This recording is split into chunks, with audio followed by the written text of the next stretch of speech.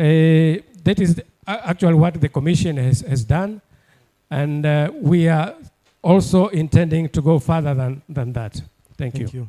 Thank you, Mheshimiwa Jaji, for your intervention. And I really appreciate. I got a bit worried when you started using the word procure.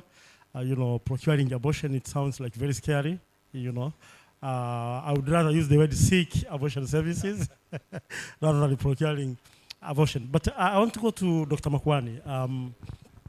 So, Dr. Makwani, when we look at the Maputo Protocol, the section that we are discussing today is all about, sexual reproductive health and rights, And within the government of Tanzania, you are a person who is responsible for ensuring that, sexual and reproductive and rights, are being availed, within our public and private health systems. Now, when I look at what the chairman has said from the Commission, it looks like the Commission is doing a lot of work around this SRHR. So my question to you, Dr. Makwani, to what extent, or to what extent is you or your teams involved in these discussions? Are you communicating with the Commission? Is the Commission communicating with you? Are they seeking advice from you? And if they do, what advice are you giving to them? Karibu, Dr. Makwani. Thank you, Mr. Dr. Komwangiro.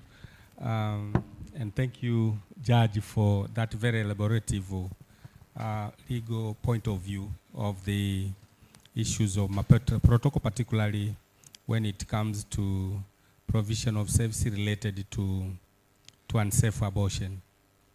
I would say that I think much more we have worked so much as a government, we have worked so much in terms of trying to expand this legal framework.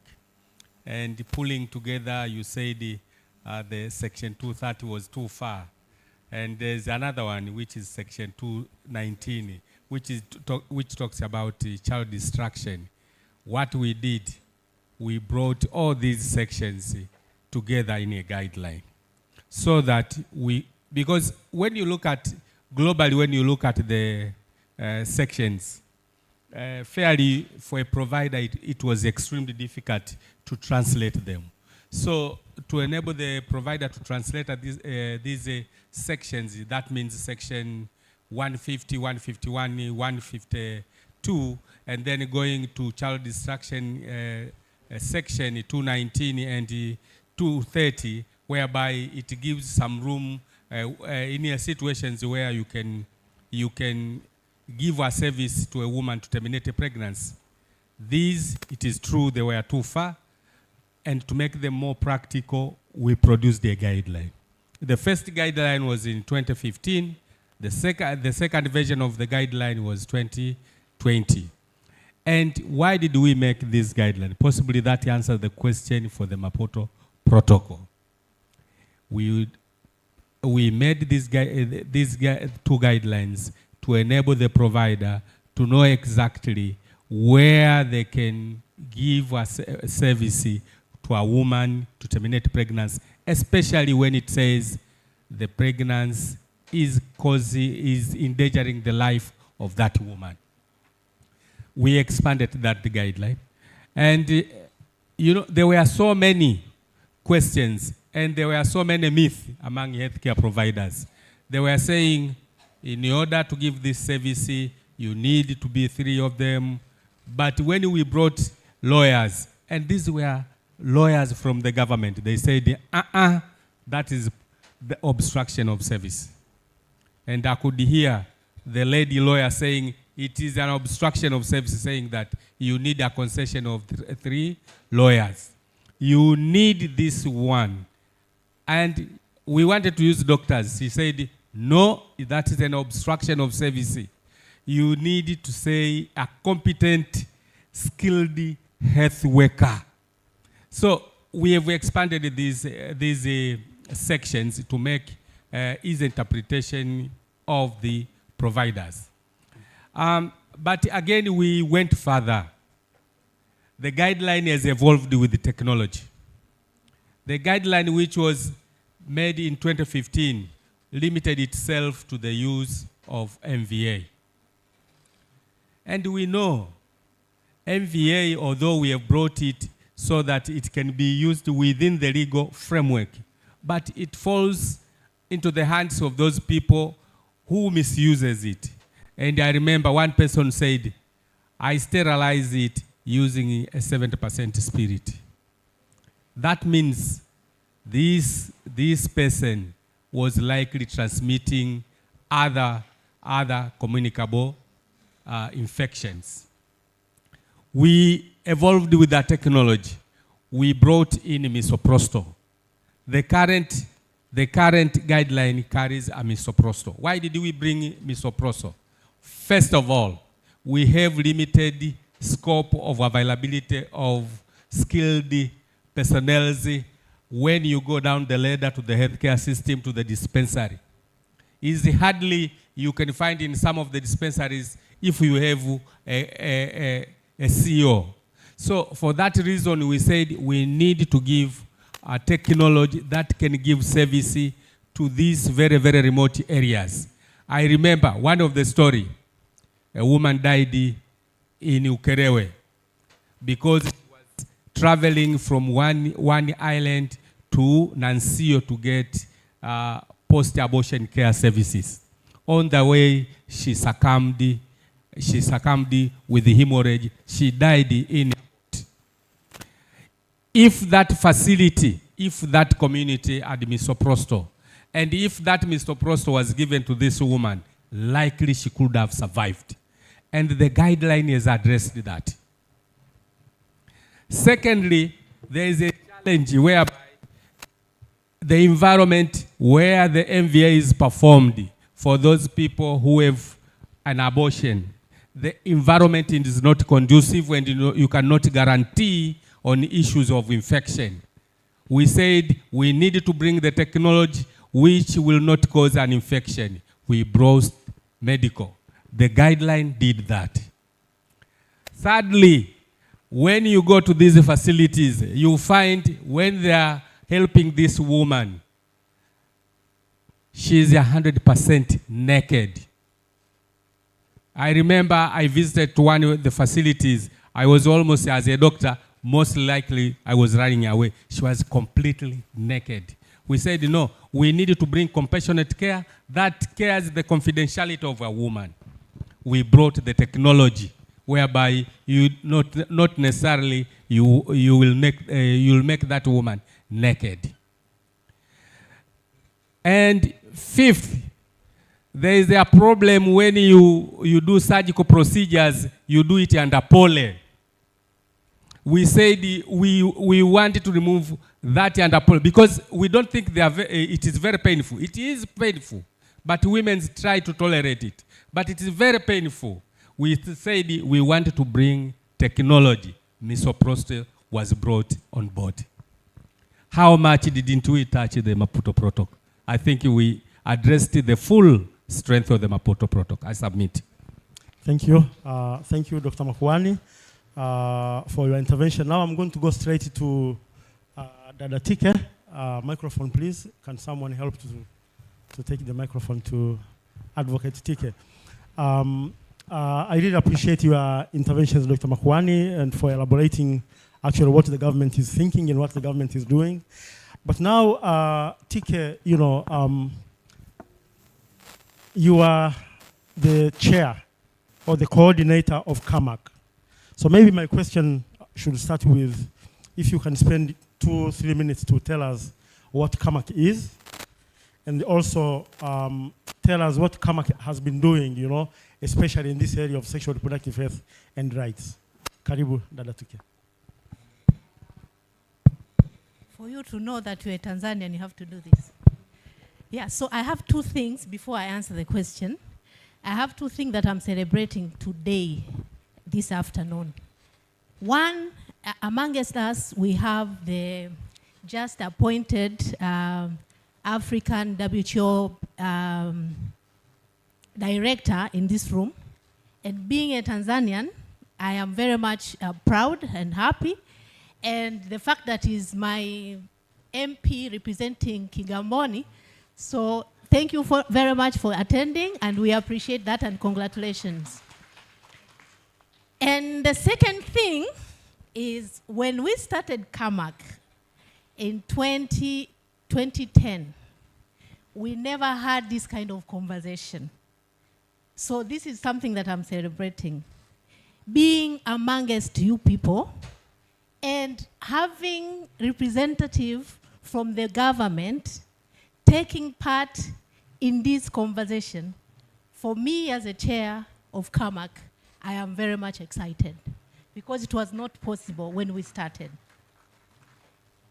We all know, being Tanzanians, even Africans, the topic is not something, it's not fancy. It is not something that someone can come and have this kind of conversation. So when CAMAC started, we were named. We were like, you're bringing vitu vya Wamarekani, mnabreta vitu vya wazungu, you are bringing European, conversations, you have better things to discuss. And yet people are forgetting a lot of young girls, and even we, the women, are dying because of unsafe abortion. Because we have our cultures, how we do it. You tell me in our communities, how many people you know in your community who either died or almost died because of unsafe abortion?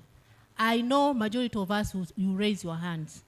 So this is something that it is very important for us to have this kind of conversation. So at the beginning, we hosted a meeting and we had so many people who wanted to become members of CAMAC. But now, when the opposition came, we remain, I think, 10 now.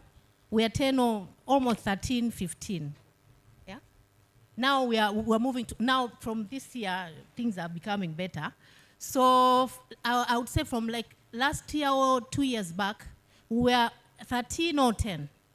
And even some of the members who were expecting that they will give us support or they will be key, some of them left. I won't mention name, but they left. So we remained.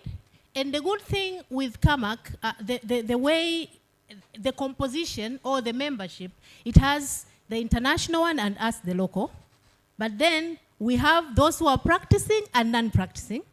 There are lawyers like myself who don't know those, those languages, the medical languages, the hemo, whatever that we are learning.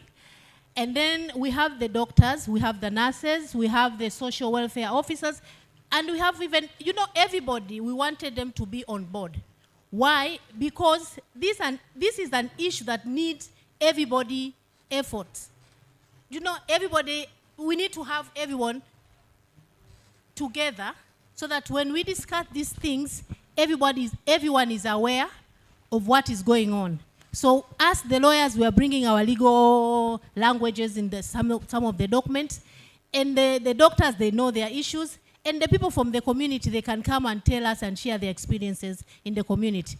So what have we been doing for the past, I would say, almost 14 years? What we've been doing, the first thing that we did was first to equip ourselves with knowledge, with value clarification, because this is an issue that the issue of unsafe abortion is about the value clarification, because you have to understand so that when you go out, you are able to communicate better because you know and you have the information.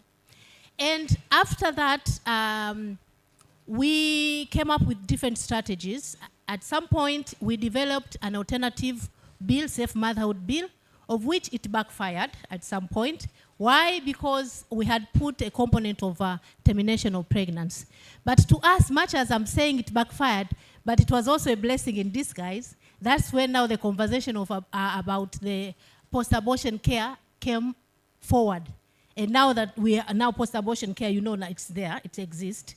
Although, for me, I would say, why post-abortion care? So you allow someone to go and do abortion, and then you go and treat.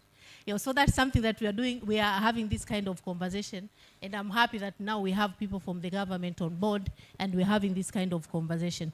And then, now we are also doing awareness to the community about the implication, about the dangers, because I think if people lack information, I think information is power. So what is needed, and at times someone may not procure, he said we shouldn't use the word procure. Someone may not need to do abortion, yeah? The only thing that sometimes make people do so, because they lack information. And now that there's MISO, there is, the services are available, post-abortion care, and all that. So people need to have proper information. And I'm happy that majority of the organizations that we are working together are doing the awareness to the communities, but at the same time, we also had to engage healthcare providers and even training them on so many issues. And at some point, we're like, okay, why not open a case just for testing in our local courts to see whether, because again, there are times, there are issues that are happening. Sometimes it's because of negligence. And at some point we wanted to test, but we didn't.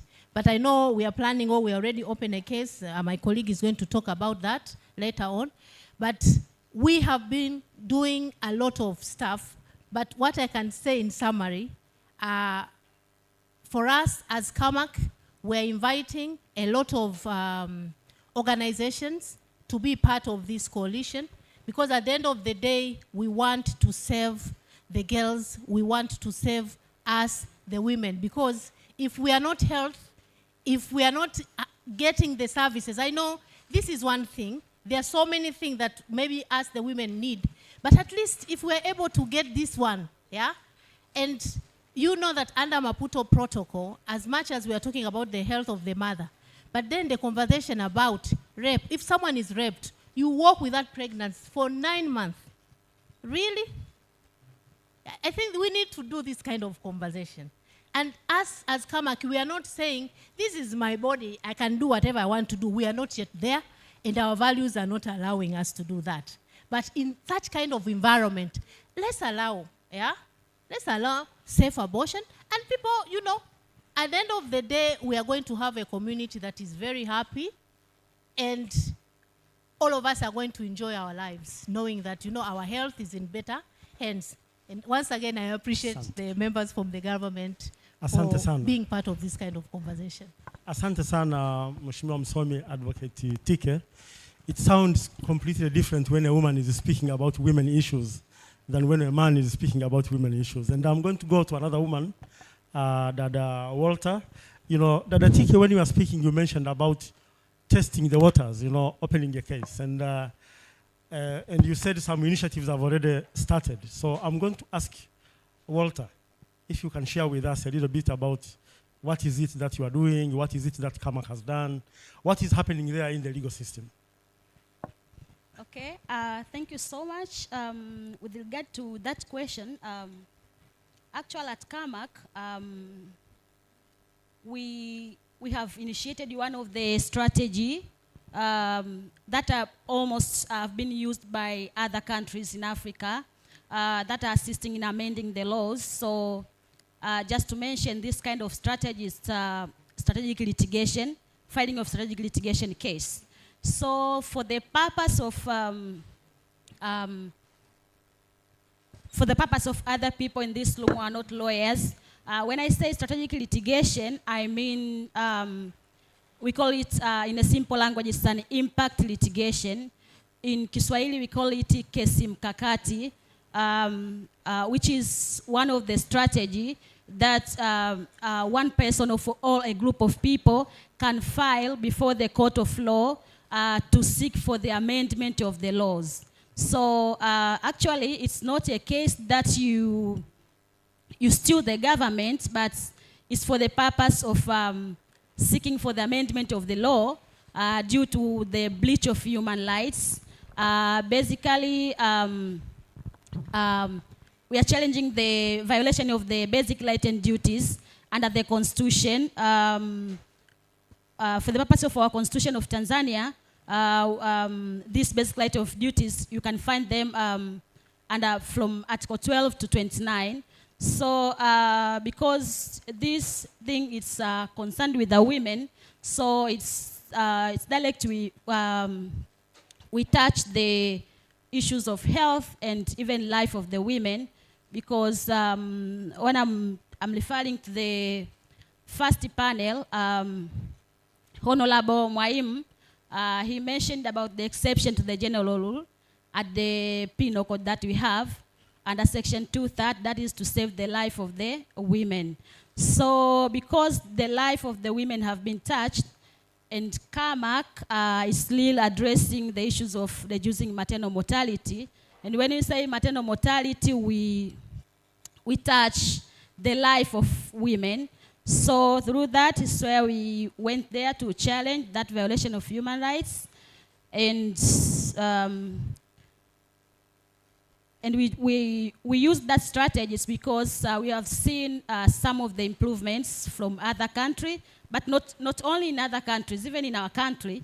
For those who can remember, there is this very famous case of Rebecca Gyumi from Msichana Initiatives. It's one among the cases that have been used, one of the article from Maputo Protocol, Article 6, to challenge the age of marriage. And they filed this kind of case at the High Court of Tanzania in 2016. And also the courts ruled in favor of the Rebecca Gyumi, although the government have been, they appealed, but also even during the appeal, they still won. And now there is an ongoing movement to influence the amendment of the law as directed by the court. But apart from that, we opt to use strategic litigation strategy. It's because we saw some of the few African countries who have been succeed, or there is an ongoing improvement that have been resulted from strategic litigation case. And I'll use 2 examples from Kenya and Malawi.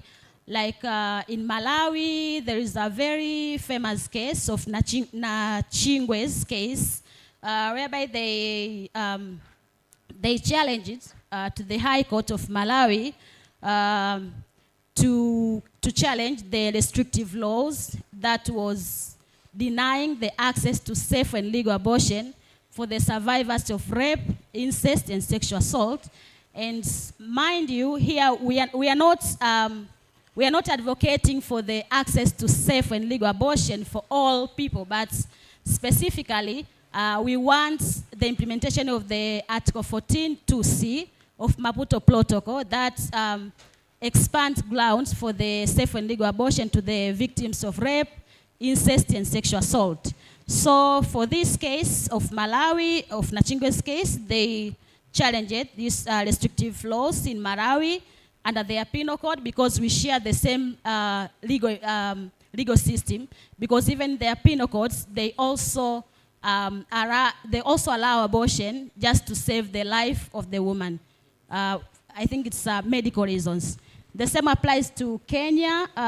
There is one case that have been filed by the Federation of Women Association of Kenya. They also challenged the High Court of Kenya because they withdraw the safe and legal abortion guideline. That's it, basing to the government, they were in demand that this kind of guideline was influencing people to do that abortion. But in this case, they also won, and even the guideline that have been withdrawn, it has been reinstated. So for us as CAMAC, we try to use that strategy of strategic litigation. Thank you. That's very interesting. You know, we are learning new words. Strategic litigation, kesi mkakati.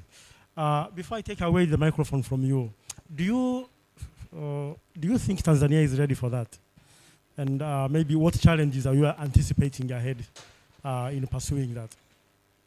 Okay. Yeah, so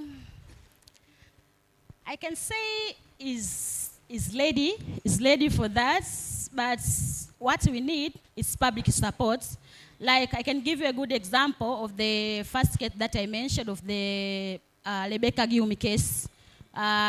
One of the things that is lagging behind up to this moment, it's because it still lacks the public support due to cultural issues and traditional issues and even religious. So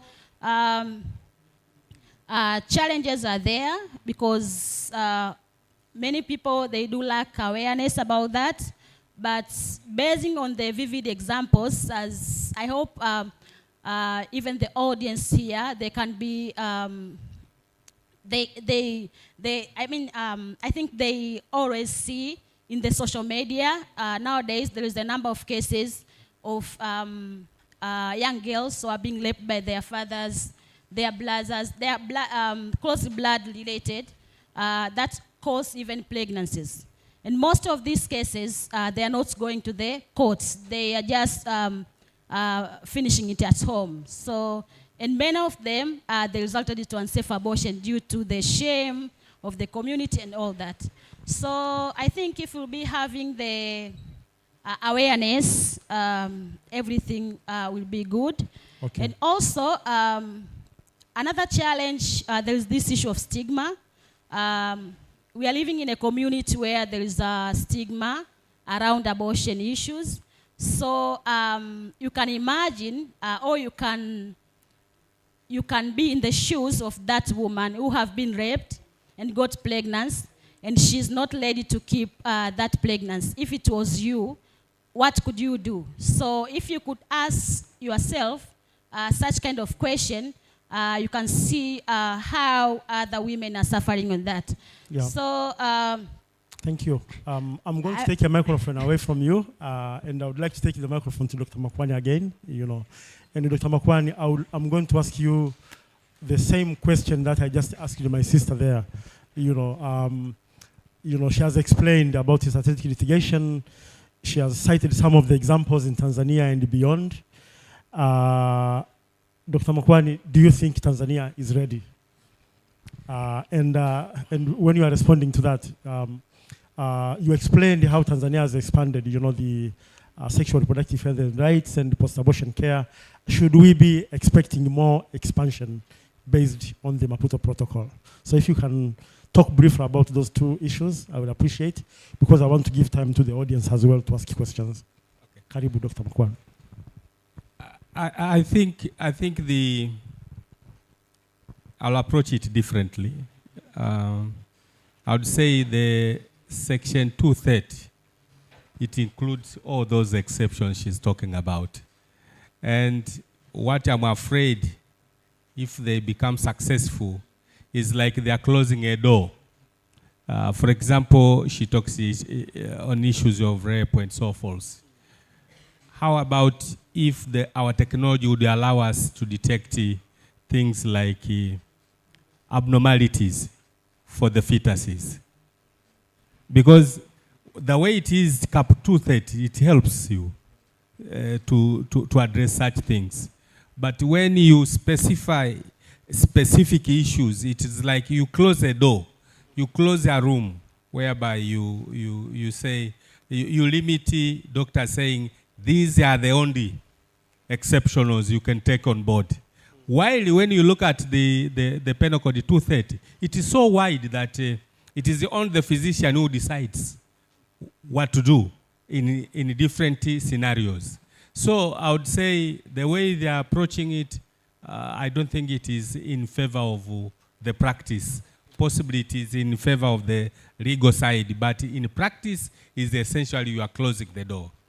The other area that I wished I could touch on was an issue, just to enlighten the fact that issues of abortion, they are very contentious. Currently, there is a major agenda in America in terms of their election.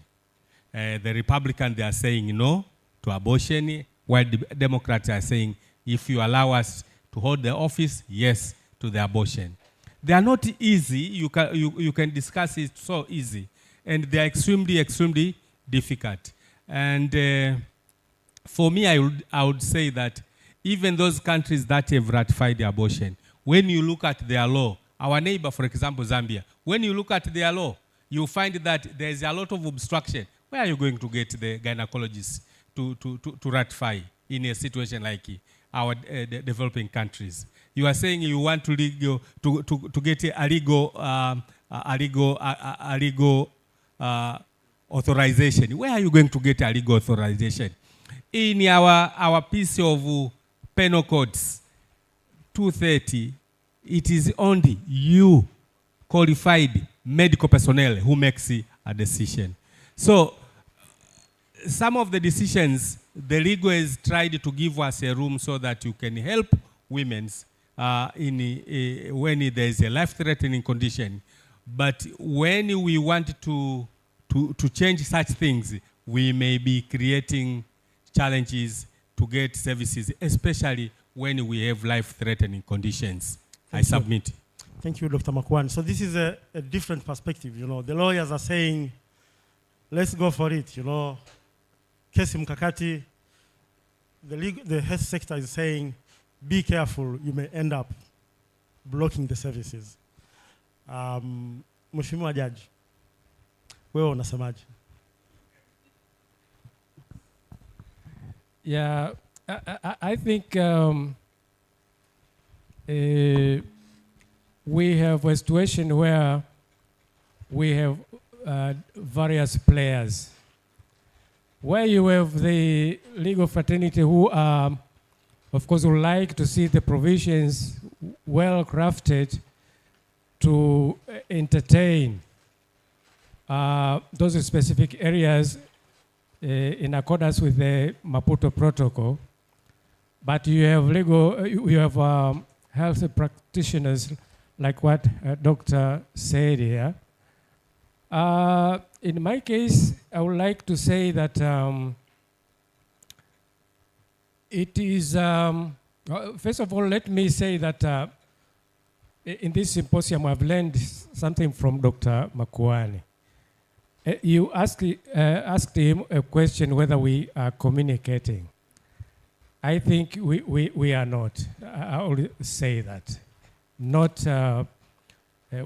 are not communicating openly to discuss those issues.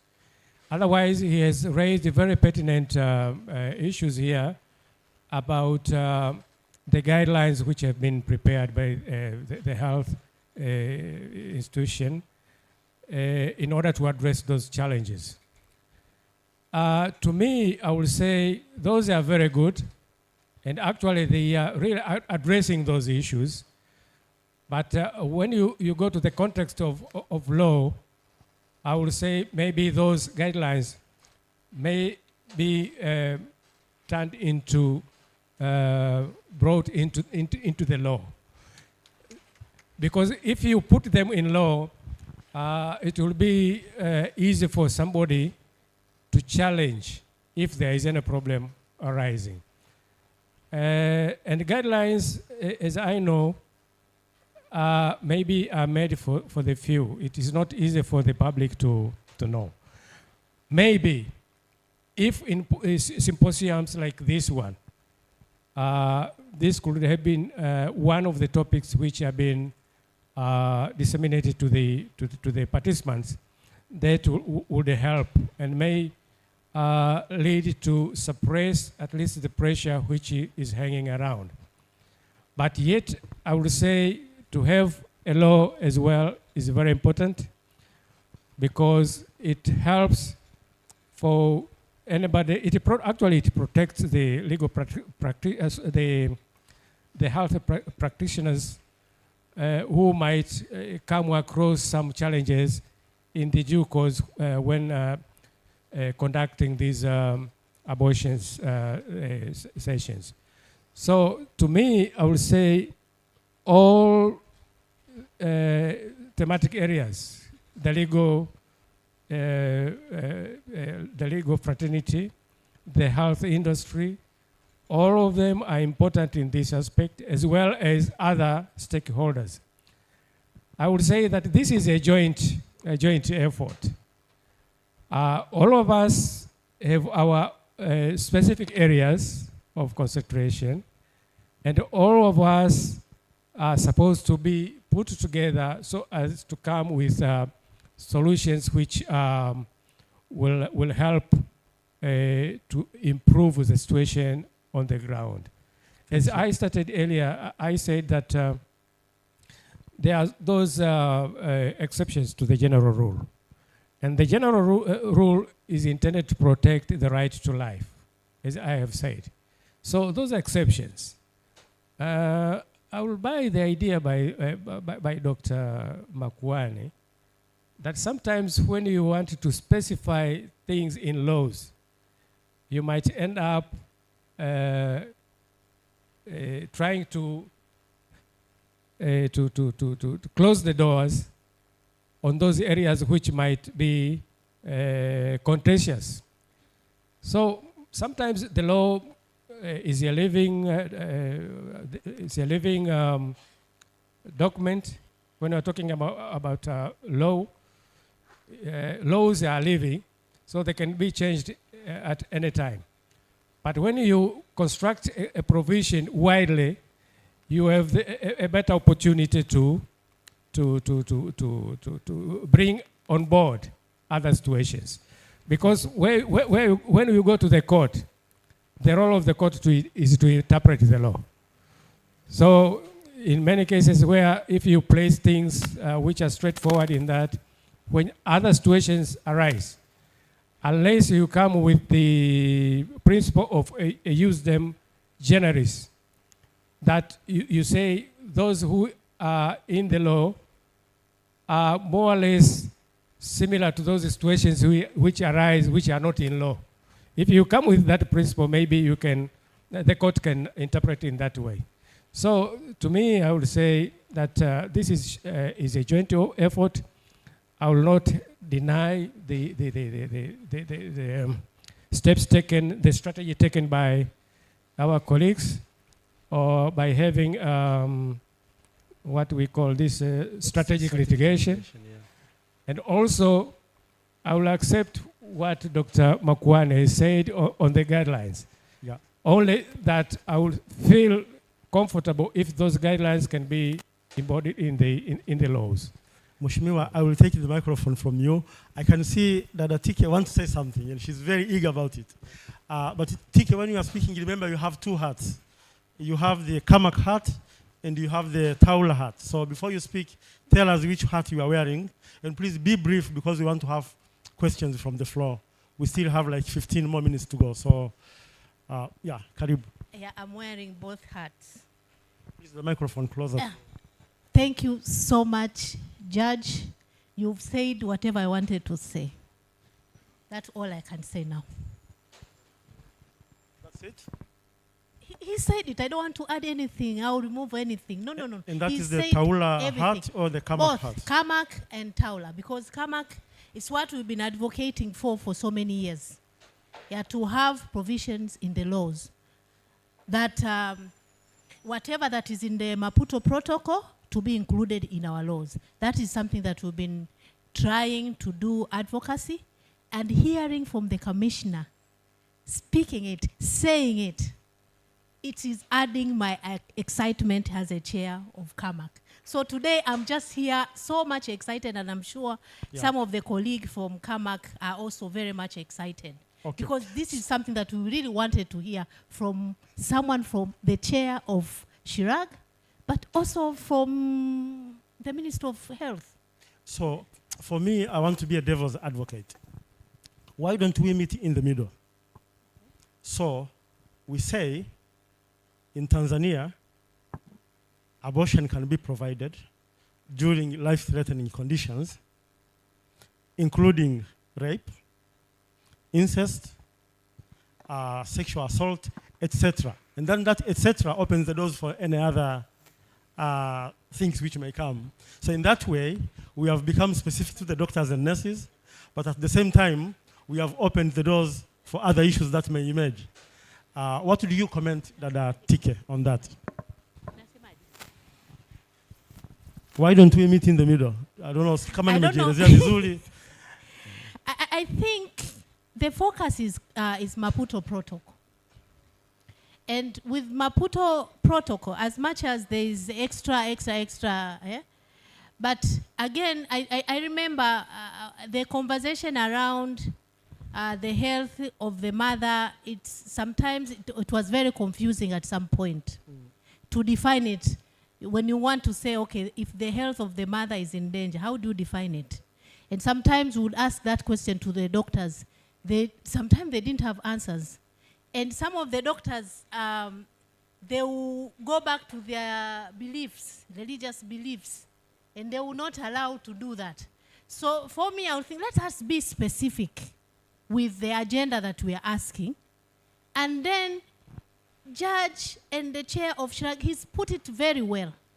The law is a living document. So if there will be anything along the way that needs some sort of amendment in the law, then we can work on it. But we are having this conversation, and CAMAC, we are open to advise, to, we are very much open because it's been a learning experience the first 14 years.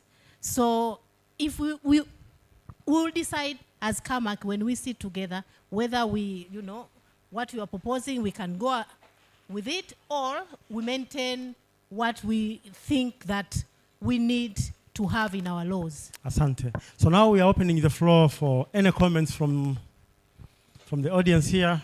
Maswali, comment kwa Kiingereza ni nini? Nukuu. So any comment, any questions from the audience. Naona kuna mkono pale. Kama tungepata wasemaji wawili au watatu, alafu tungerudisha microphone kwa waheshimiwa hapa waka respond. Alafu karibu. Asante. Habari za mchana. Karibu. I'm Dr. Lipingo from USDF yangu mama na mtoto. And actually I've participated in developing these guidelines where Dr. Makwan has mentioned. Now hearing these discussions, and if this Maputo Protocol is not domesticated yet, and those guidelines are out, and the people can read the guidelines and say, according to this condition, abortion is possibly can be done. Now I'm wondering, as Honorable Mwaimu said, we need to put in the laws first. So that means we are not there yet. We need to make sure that the things are in the law. But my question goes to TK. According to a lot of your discussion, you only mention safe abortion, but I don't hear you well mention legal and safe. What I was mentioning legal and safe at the same time, but we are mentioning only safe abortion. And sometimes people can just go to procure abortion for the sake of just termination without any reason. So for you, if somebody comes and she wants abortion without even following the Maputo Protocol, would you send somebody for abortion? For example, for family planning, termination without any conditions? Thank you so much. Thank you. Naomba uje hapa, alafu uende kwa brother pale na kwa dada pale. So, hayo maswali matatu, alafu turudisha microphone hapa, alafu kama tutakuwa na muda tutarudi tena. Asante. My name is Dr. Caleb Joel. I work with Maria Stops, leading an intervention called Public Sector Strengthening, where we aim at improving the quality of care at the public health facilities. Now my question goes to Dr. Makuani, whom we work as well together. Looking at the legal context of this issue in our country, there's been a rising up of unsafe abortion, on the other hand, because it's not legally allowed. And in that case, we have a lot of cases which are not reported definitely in the system, data monitoring system, but they are threatening the life of this woman we're speaking about. Now, I know the government have been doing a lot around that area, and as our focus is in improving the quality, we support the government in improving the facilities, infrastructure, as well as capacity of the healthcare providers. But because of the legal framework and context, the providers does not really report these numbers, and the patients are taken to some environments which are not, they can't meet the clinical quality. What are we doing at the government, and as well as the legal context, to strike a balance between the two and reduce the rate of unsafe abortion? Thank you. Thank you. Kule nyuma kule kwa brother amesimama pale.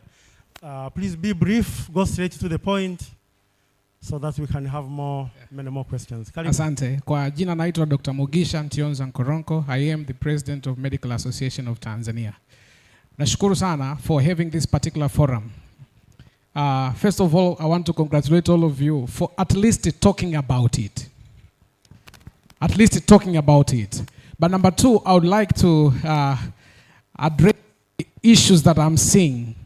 The way you are seated, we will never succeed. There are legals and there are practitioners. We need to come and integrate at the ground level of our citizens and design interventions on how best we can communicate all of the things that have been discussed. Unless we do so, it is when we'll make a step. Number three, I've seen in top zonal referral hospitals, gynecological department, number one in the top 10 diseases, abortion, it is there. And they are not treating legal abortion. They are treating complications of abortion. I was in Kigoma. If you go in the ward, gynecological ward, they call women ward, you'll find that abortion is number one. I was at Benjamin Mkapa, gynecological ward, abortion number one. So from clinical ground, we are treating complications of abortions. We can't avoid it. We need to find the best way to communicate with our people in our country and address high levels and low levels and come with a conclusion on how best we can move forward. Second and last, it is important that we engage the citizens themselves. And here I'm talking about the education gap between the recipient of these services and the one who are designing policies for them. You can see the assimilation, the interactions at the lower levels is very limited. And if we don't include it in our portfolio, engage them, have them capacitated to demand, to require, we'll just be making noises here and there without making a proper movement. Thank you. Asante sana. Swali la mwisho kutoka kwa dada yangu pale. Alafu baadaye tutarudisha microphone hapa kwa ajili ya kusikiliza comments za panelists wetu. Karibu sana dada. Welcome. Asante sana. Good afternoon everyone. My name is Lea Bategereza, research scientist from Ifakara Health Institute. Congratulations so far for a nice panelist and informative session. I'm happy about that. But I want to suggest on something. Alongside the preparation of the guidelines, you could do the informative research, more specific to the community level, to understand their knowledge and the practice along the abortions, and what do they think about the guidelines that you have prepared. And also, you should also think of the appropriate platforms that you're going to use to disseminate such kind of information so that everybody can be aware of that. Thank you so much. Asante.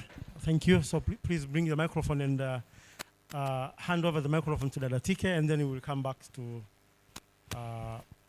Dr. Makuani and Hannah Abujaj. Yeah. So very briefly, Dada Tike, the question which was directed to you. Okay, I will start with the last one. Ifakara Health Institute Research, Sindio? Sasa, because you do research, we need you here. So please, what you've just mentioned, please help us do it, so that at the end of the day, we are building the same house, which is Tanzania. So we'll come to you. My colleagues, they saw you, so they will come to you, so that we continue this kind of conversation. And doctor, thank you so much. Yes, even when I was sitting here, I'm like, okay, so the ladies are sitting this side and there. Okay. So, but I think it's by design. It's not like it was, it was planned, no. But again, with Kamak, it's not the same. We have this conversation together, all of us as a team. And thank you for reminding us about working with the community. Because if we don't go to the community, we are not doing anything. It is the community that help us to design our advocacy strategy, our awareness programs, and all that.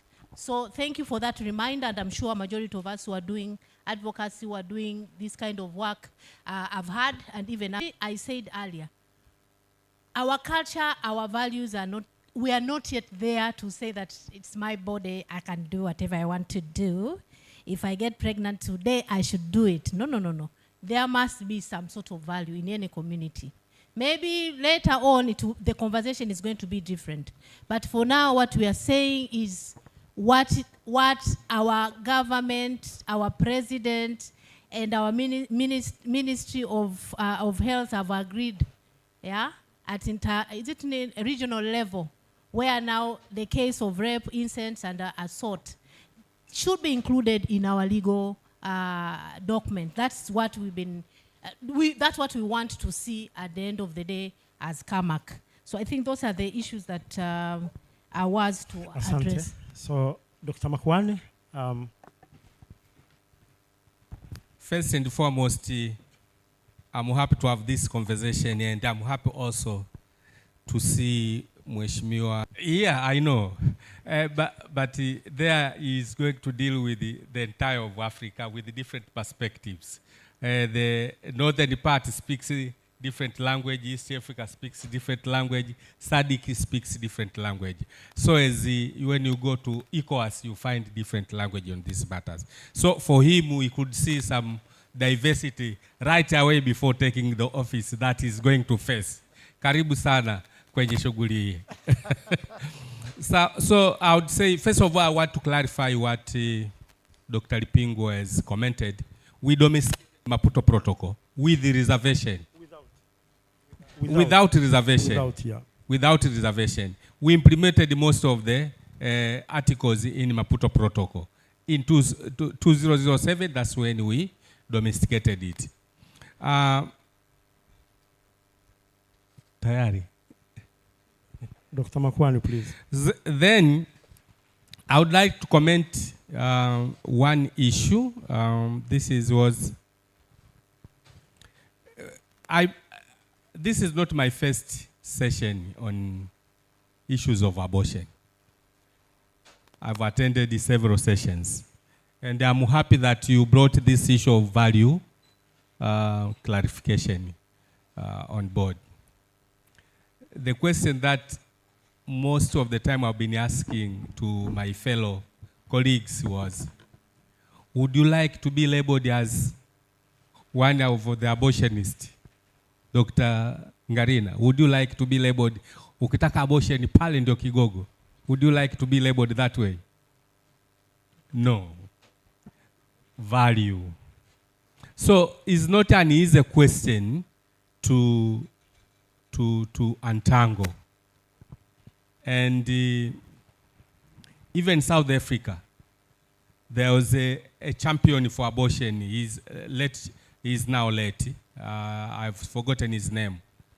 He pointed out that women still go for abortion in a clandestine environment, simply because they don't want to appear in those clinics and be viewed as they are going to have an abortion.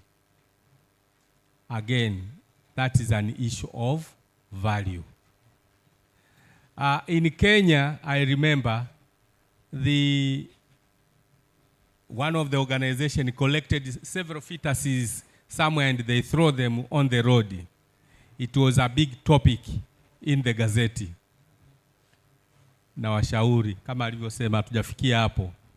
We need to be very careful with our decisions at these stages. Kwa sababu hata wale ambao wameendelea kama Marekani bado wana changamoto kweli. Tena kule with the violence situation ya kule, watu wanauawa, madaktari wanauawa kwenye clinics.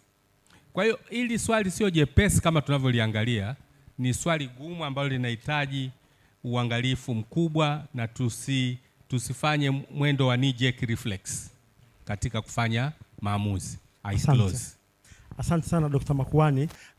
Before I invite Honorable Judge to give his comments about, the questions which were asked, I also want to join my colleagues who have congratulated Dr.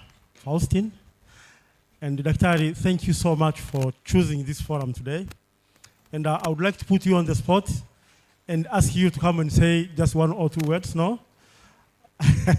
Daktari ananifanyia hivi, anasema ataiaddress akitokea Brazzaville. sio sasa hivi.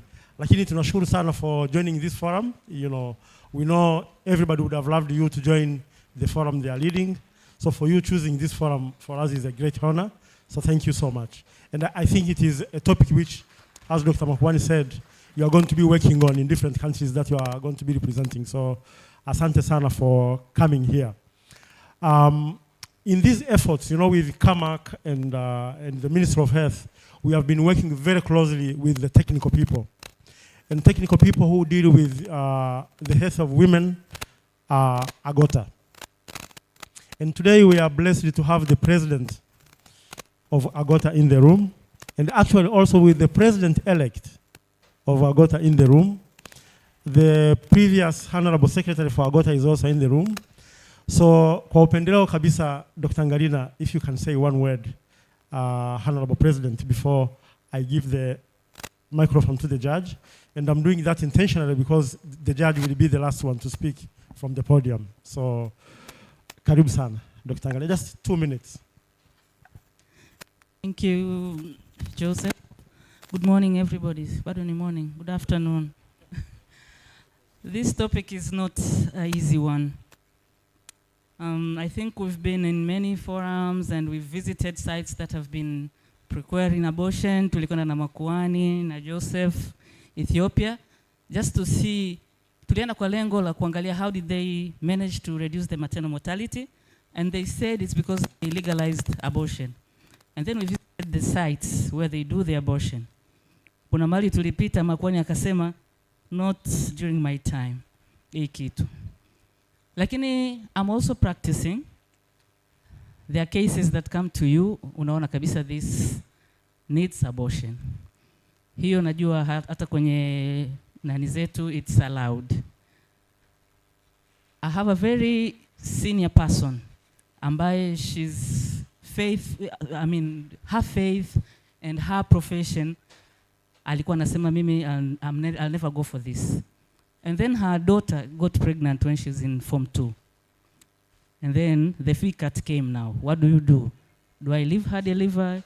What do I do? And then mtu aliyempa mimba ran away.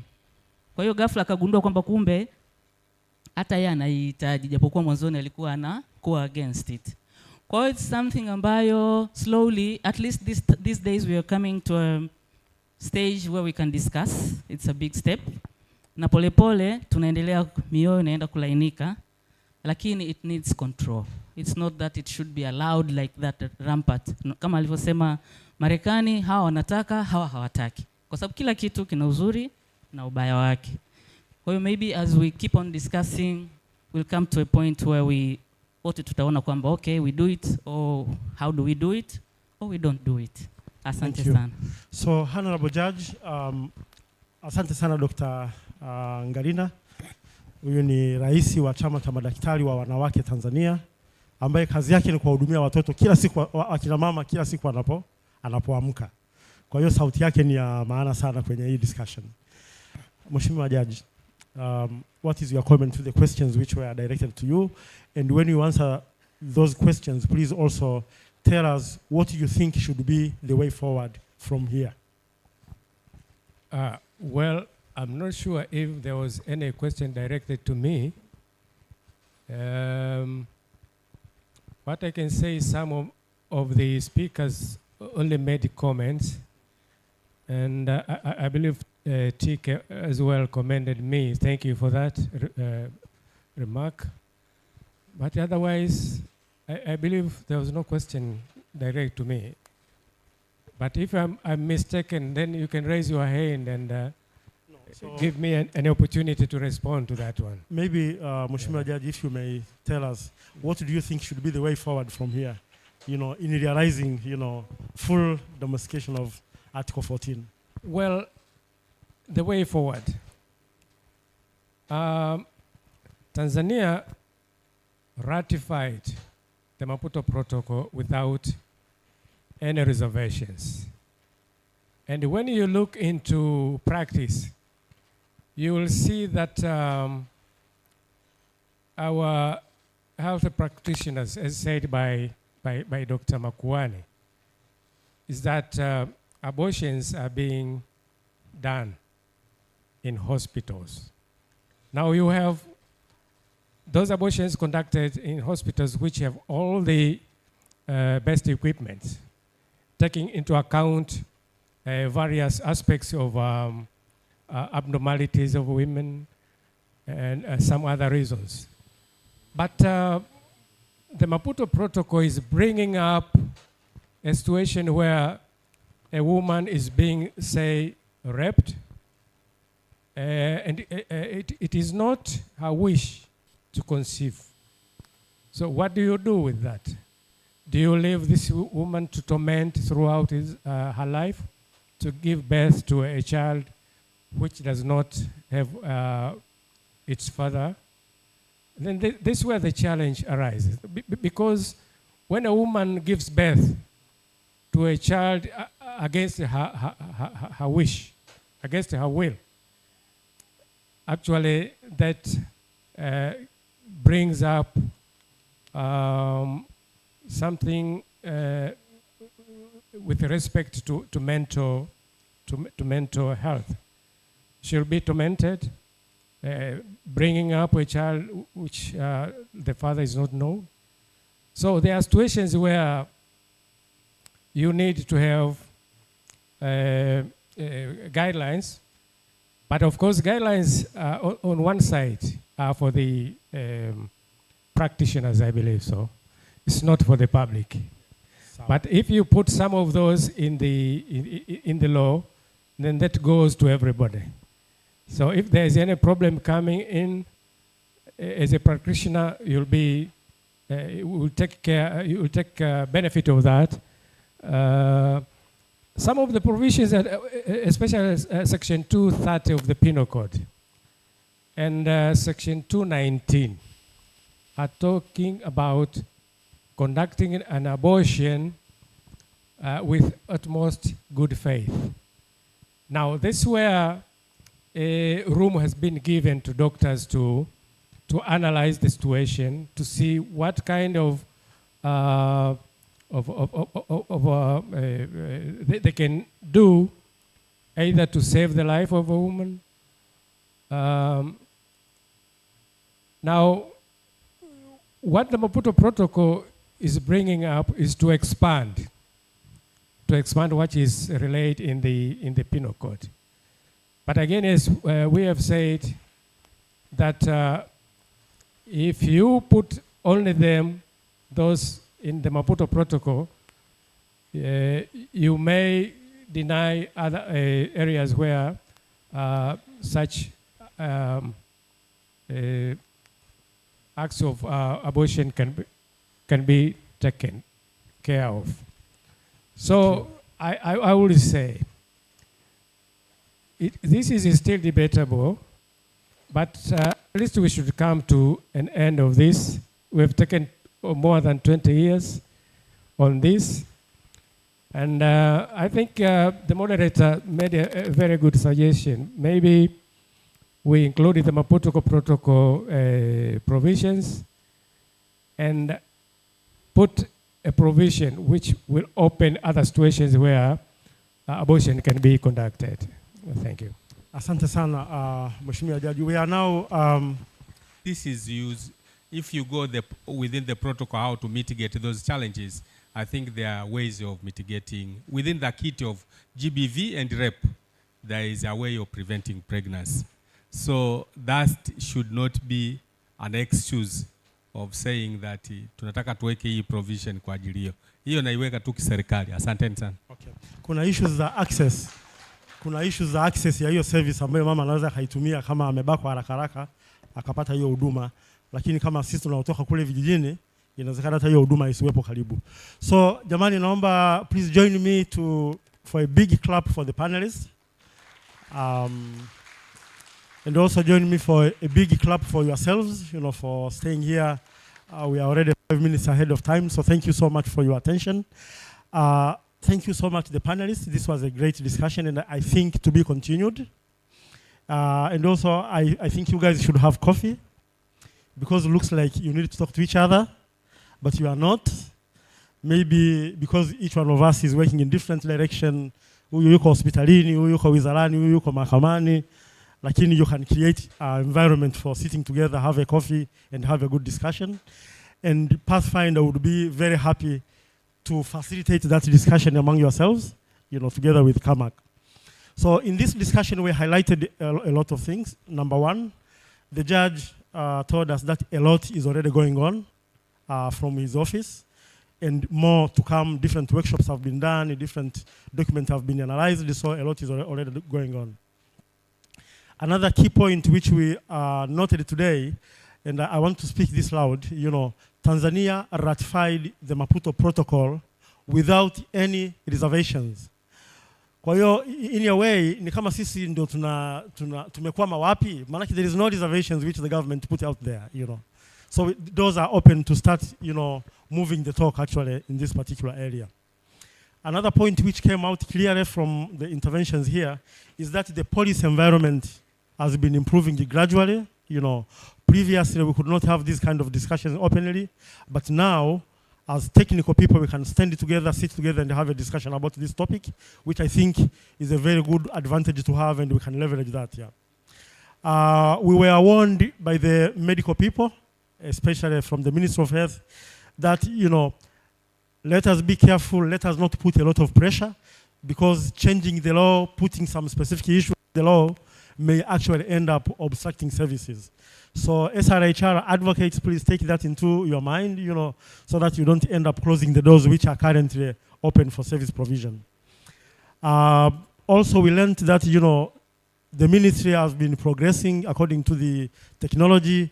There are now medicines which actually are available, and people, especially those who are living in the rural areas where services are not really available, they can easily access medical post-abortion care or medical abortion using misoprostol, and hopefully soon with the mifepristone, which has been recently been registered. So thank you so much, at least for highlighting that.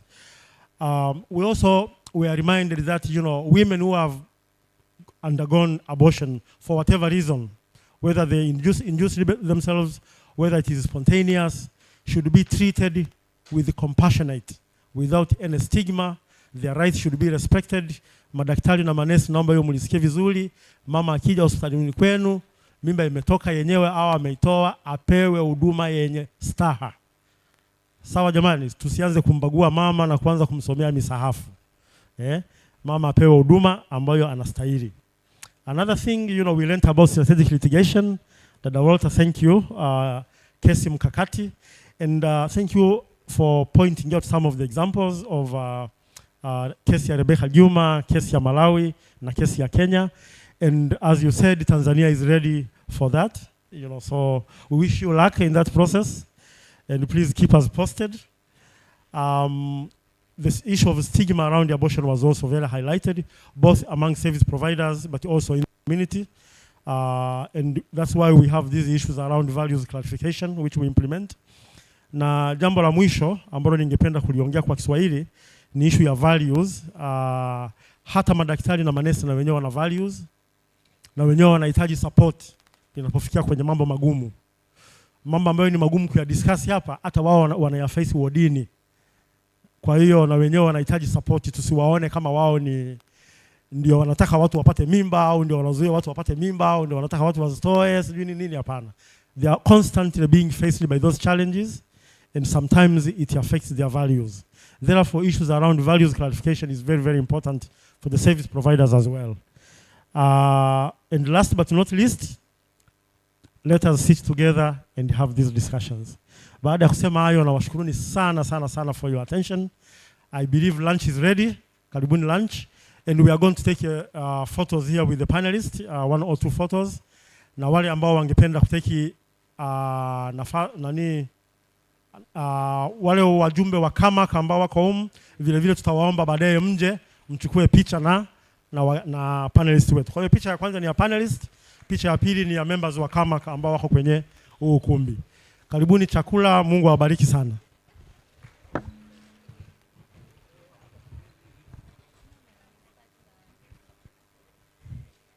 Greetings from THS. The next forum will begin at 2:30 p.m. in the same venue. The forum will be about It will be from FHI 360 about men with prevention of HIV. So please don't be late at 2:30 p.m. You're very welcome. And the venue for food is for the last tent on your left. The last tent on your left.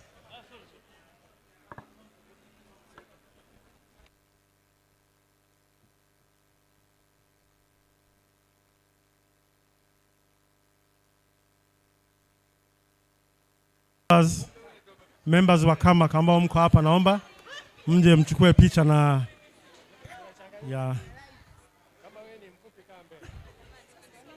wafupi nyuma, warefu mbele.